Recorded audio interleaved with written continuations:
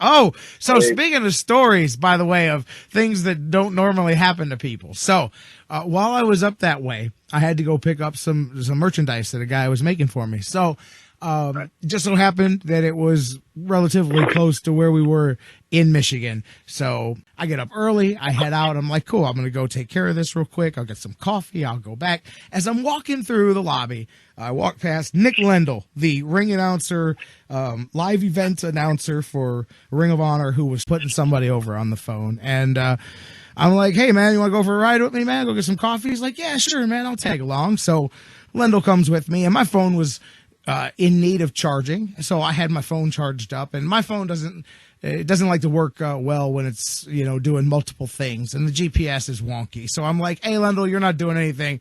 When we get done, we're getting ready to head back. I'm like, hey, punch in the hotel and just let me know where to turn and all that stuff. Lendl, by the way, by the end of the weekend, even before this story, was the official worst wingman I'd ever taken on a road trip anywhere. I can't tell you how many times his GPS was notorious for waiting until you get right past the exit, right past the turn, right to the no return point of the zone, and then saying, turn right. I'm like, oh yeah, right past the friggin' part that I just passed, right? Let me guess, man. It got to the point where I would just turn to the kid and go, hey, which exit am I going to miss next? And then sometimes I would be able to jump out ahead of it, At least he was staying awake because them other sumbitches was all passing out all the way. Anyway, Joe Dombrowski's about as worthless on the road trip as he is on commentary. I'm just telling you, man. Anyways, so we're rolling, and I'm talking to Lendl, and Nick's a nice guy, and we were having some fun. We were talking about wrestling, and you know how I get, Gus. I start telling stories, and so anyways, we're following your boy's directions, right? A turn left here, turn right there, We're getting along great with the GPS.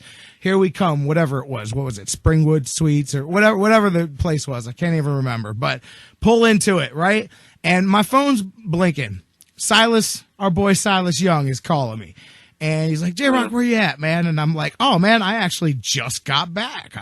He's like, well, hey, man, we're getting ready to leave. Why don't you come up here for a minute, make sure you got your stuff out of the room, and we're having some coffee out here on the balcony or whatever. I'm like, cool. I'll be up 15 seconds, man. I'm getting out of the car right now.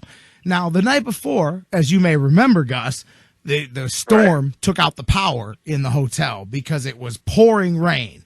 And it actually flooded the parking lot of the hotel we were in. I mean, it was deep. There was parts where it was knee deep. I'm telling you, man. And, so anyways, so that was very noticeable when you pulled in and out of the parking lot was the amount of water. Now, as I'm hanging up the phone with Silas, I'm like, be right up there, man. 15 seconds. And I look around and there's like small puddles around, and I go, Lendl, man, what do they got? Like one of those big, good drainage systems or something, man? They must be used to the floods around here because look at this. Oh, water's gone, man. It was here when we left a little bit ago, man. And I start looking around and I'm like, and speaking of, where are the other 5 hotels that were around our hotel when we pulled in here yesterday? And I look and I go, bro, are we at the wrong hotel? He pulls up his phone. He's like, look, man, this is the one that it said when you put the city that we were in. I said, bro, we're at the wrong hotel.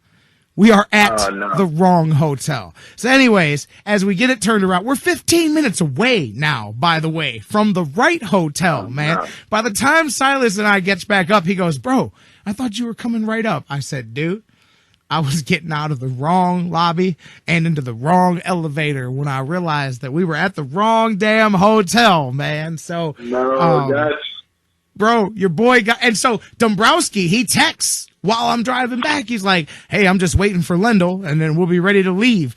And I hear Lendl's phone go off next to me and it's Joe texting him at the same time. And Joe's like, hey, where you at? I'm ready to go. J-Rocc's ready. And he goes, oh, I went to the wrong hotel. And Joe's response was just like, and ... How exactly did that happen? Because he didn't even know that he had left. And Lendl's like, so I'm at the wrong hotel. But anyways, this doofus took us to the wrong hotel. And anyways, long story short, we ended up getting back and everything was all good. But yeah, this dude literally took us, and I'm just talking. I don't know what the hell. I'm not from Chicago, man, or Detroit or wherever the hell Romulus, Michigan, wherever we were at, man. And never have I had somebody take us to the wrong hotel before. I'm getting out, going to visit people. Good thing I didn't go up to room 257, man.